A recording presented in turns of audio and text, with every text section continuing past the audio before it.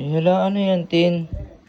Titin na yan yung luto mo. Ube, halaya. Ay, ganyan pala yan. Oo, halo ng halo.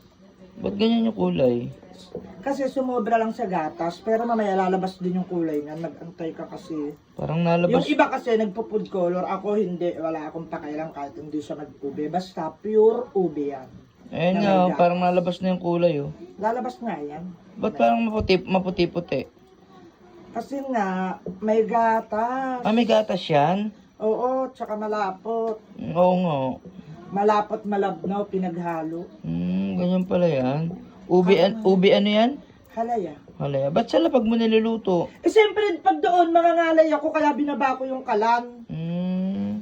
O ikaw kaya maghalo pag nandun sa taas. Hindi, okay na ako dito. Oo. Ganyan pala yan. Baka di mo mahalo yan. Ganon ka, ganon. Parang ang sarap maghalo, ano. Mas masarap pa sa akin.